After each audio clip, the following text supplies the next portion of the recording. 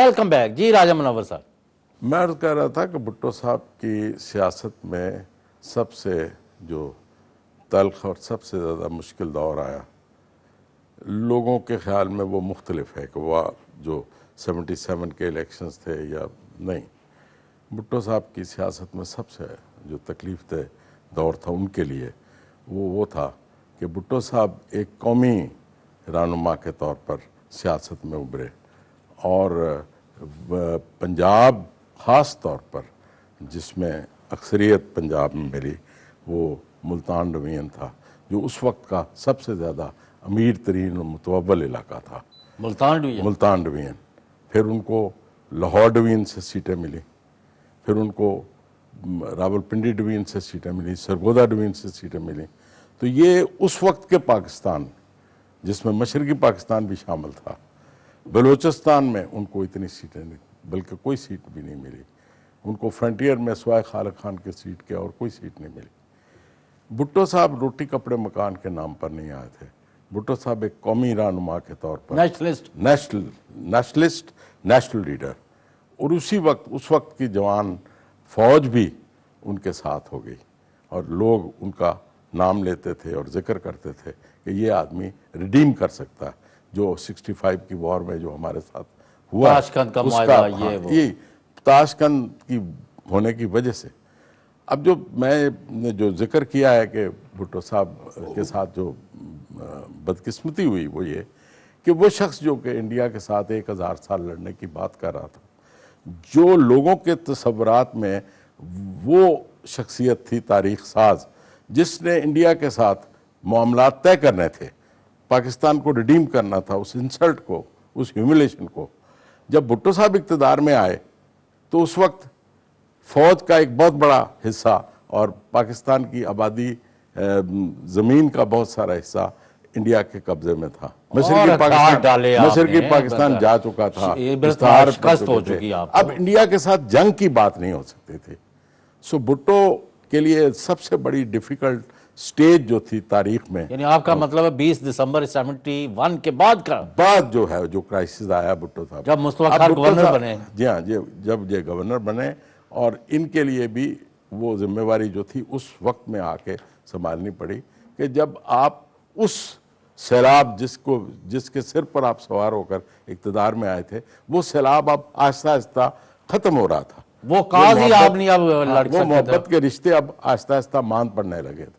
پھر آپ نے دیکھا کہ بھٹو صاحب کو وہ پاپولیرٹی بار کم نظر ہے. پھر یہ جو ہوا اسلامی سربراہی کانفرنس انہوں نے کی، یہ بھی ان کی ذہانت اور عقل کی بات تھی کہ انہوں نے پھر دوبارہ اس کو اپنی طاقت کو مجتمع کرنے کے لیے انہوں نے اسلامی سربراہی کانفرنس جو ہے منعقد کی. اس سے کچھ فرق ہوا، پھر انہوں نے کہا میں ٹکڑے چن کے دوبارہ ابھی انہوں نے پھر جو ہے ایک نئے پاکستان کا جو کانسیپٹ تھا اور وہ سارا کچھ کرنے کے باوجود، مجھے ابھی تک یاد ہے وہ 20 دسمبر کی رات 10:30 اور سو انہوں نے تقریر کی، اور we have to pick up the pieces. جی میک اے نیو پاکستان. ہاں جی میاں صاحب آپ کیسے دیکھتے ہیں؟ ملک صاحب نے دونوں باتیں کی ہیں. نہیں ابھی کی تو ایک ہی ہے، لیکن وہ ایک دوسرے کی دونوں باتیں کی، وہ کرنا نہیں چاہتے. نہیں دونوں باتیں کی ہیں. ایک بات بہت تفصیل سے کی ہے، دوسری بات کا اشارہ کیا ہے. میں ایک بات صرف اس میں اضافہ کرنا چاہتا ہوں کہ ہم بھٹو صاحب کی سیاست پہ بات کر رہے ہیں کہ بھٹو صاحب کی شخصیت پہ بات کر رہے ہیں. دونوں ہی اب ظاہر وہ ہے ہی سیاستدان تھے. جہاں تک بھٹو صاحب کی سیاست ہے وہ آج بھی زندہ ہے، اور جب تک پاکستان ہے سیاست رہے گی. جہاں تک ان کی شخصیت کا تعلق ہے، ان کی شخصیت اپنے نقطۂ عروج پہ پہنچ کر اللہ تعالیٰ کے پاس واپس جا چکی ہوئی ہے. اور بقول بھٹو صاحب کے ڈیڈ بلانگس ٹو گاڈ. اب وہ اللہ تعالیٰ کی ملکیت ہے، اللہ تعالیٰ ان کو بہتر درجات دے. میں آج بھی دعا گو ہوں، یہ نہیں. لیکن سیاست پہ ہم ضرور بات کریں گے، اور جو ان کی شخصیت بنی اس کی بھی بات کروں گا. میں بھٹو صاحب کے شک پہ بات نہیں کرنا چاہتا، ان کی جو ذاتی اچھائیاں برائیاں میں اس پہ بھی یہ بات نہیں کرنا چاہتا. اس پہ کچھ تھوڑا سا وہ ریفلیکٹ تو کریں گی نا، ریفلیکٹ تو کرتی ہے، اس پہ میری کوئی شاید کوئی ذاتی ایسی چیز بھی آ جائے جو میں بالکل شائبہ بھی نہیں ڈالنا چاہتا اپنی کسی ذاتی اس کی کسی چیز کا. بھٹو صاحب ایک مخصوص حالات کی پیداوار تھے. یا انہوں نے خود حالات پیدا نہیں کیے؟ میری عرض سن لیجیے. حالات پیدا انہوں نے کیے حکومت میں آنے کے لیے. جو بین الاقوامی حالات تھے وہ ان کو پیدا ہوئے ملے. ان کو کیونکہ اللہ تعالیٰ نے ایک دیکھنے والی نظر دی ہوئی تھی. ویژنری لیڈر تھا. ہے You want to say he was a visionary leader? He not was visionary leader. He was a very keen observer. He was a very good student of history. اس نے ہسٹری کی movement کو سمجھا اور اس کے مطابق اپنی تمام سیاست کو پلان کیا. اور میں اس میں گل سن کے راجہ صاحب ساؤنڈ لگ گئے. نہیں کوئی بات نہیں. راجہ صاحب اکثر سوتے ہیں اور جب یہ اٹھتے ہیں اس وقت کوئی دھماکہ ہوتا ہے.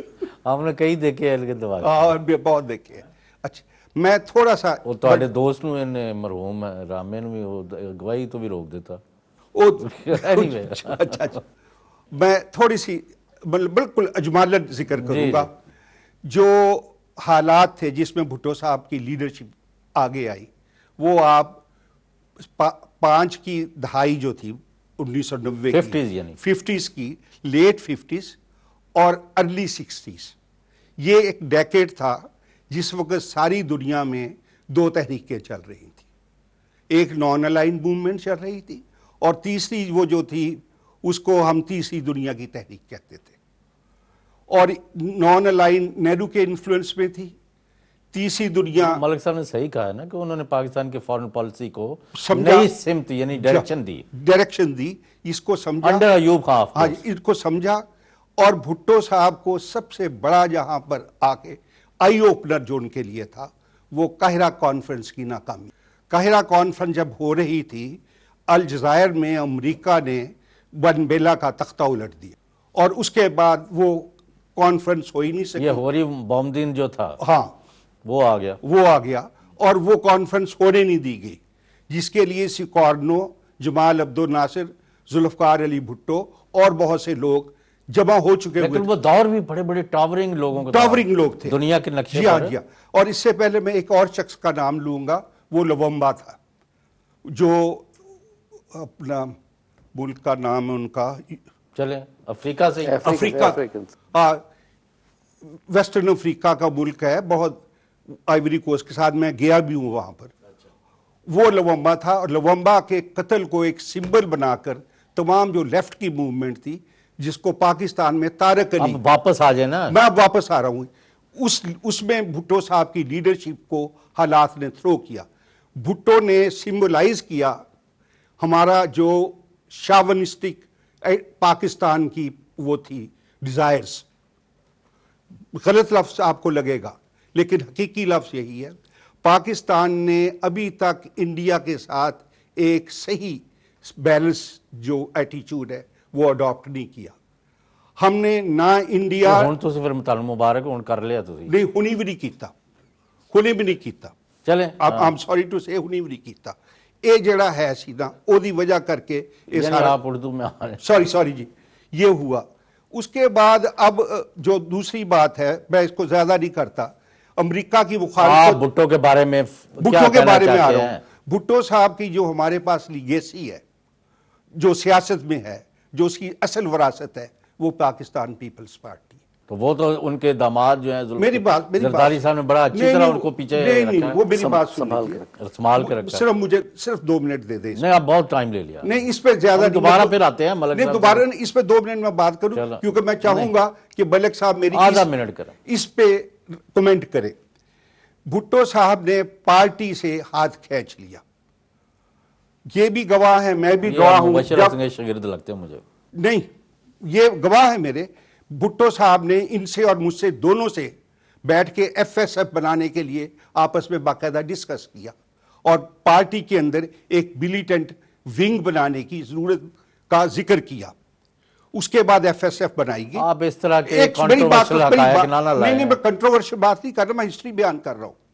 اگر ہم ہسٹری کو نہیں سمجھیں گے، ہسٹری کو نہیں دیکھیں گے تو ہم کبھی بھی صحیح نتائج پہ تو پھر یہ بھی ان کو راجہ منور کو ہی فون کیا اب آ گئے پاور میں تو اب ہم نے مسل سے یعنی حکومت کرنی ہے، تو یہ باتیں تو نہیں ہیں. نہیں باپ بتا، میں کہنا ملک صاحب کا بھی یہ اس طرح میں اب بڑا میرا گندا بات رول ہے. سن، میں کہنا جو بات چاہتا ہوں وہ صرف ایک فکر میں ختم کر دیتا ہوں. بھٹو صاحب نے جو جماعت کے متعلق تبدیلی آئی سوچ میں، وہ جو 5 سالہ کنونشن پنی میں کیا گیا پارٹی بننے کا، وہاں جس وقت لوگوں نے، عام ورکر نے اٹھ کے بھٹو صاحب کے سامنے اپنا نقطہ نگاہ بیان کیا جو ان کو پسند نہ آیا، اس کے بعد بھٹو صاحب نے پارٹی کو چھوڑ کر بیوروکریسی پہ اپنا نثار شروع کیا، اور وہ اصل ان کے ڈاؤن فال کی وجہ نہیں، this is not the whole truth میاں صاحب. اصل بات یہ ہے جس تبدیلی اور انقلاب کے لیے وہ آگے آئے، جس کی پیداوار آپ بھی ہم بھی ہے کسی نہ کسی شکل سے، اور مصطفیٰ خان نے بھی، راجہ صاحب نے، آپ نے برملا اس کا اظہار کیا ہے. بات یہ ہے پھر وہی شکست خوردہ لوگ جو تھے 77 میں، وہ سارے کے سارے پیپلز پارٹی میں شامل ہو کے اس کے وہ اس کے بعد الیکشن آگے ہے، وہ آگے آئے گا. اس کی بات میں تو یہ بتا رہا ہوں کہ اس بھٹو صاحب کی سیاست آپ یہ کہہ رہا چاہتے ہیں ان میں فیشسٹ ٹینڈنسیز تھیں؟ میں نے یہ ابھی نہیں کہا. اور یہ کیا اگر کہہ رہے ہیں؟ آپ یہ لفظ استعمال کر رہے ہیں کہ کیجئے، اور لیکن جب آپ میں یہ نہیں کہتا، لیکن وہ ملک صاحب سے پوچھیں کچھ. نہیں، ملک صاحب سے بے شک پوچھے، یہ کہہ سکتے. اتنا میں ضرور کہنے کو تیار ہوں کہ وہ حکومت مضبوطی سے کرنا چاہتے تھے. ملک غلام مصطفیٰ خان صاحب، معاف کرنا، یعنی ہمارا کوئی ایجنڈا نہیں، ہم تو یعنی جو ان کی پازیٹیو کنٹریبیوشن میں وہ سامنے لانا چاہتے تو نیگیٹو چیزیں بھی اس میں ساتھ ساتھ آ جاتی ہیں. اب آپ یہ فرمائیں، 2 چیزیں تو ہوئی ہیں، whether we like it or we don't like it.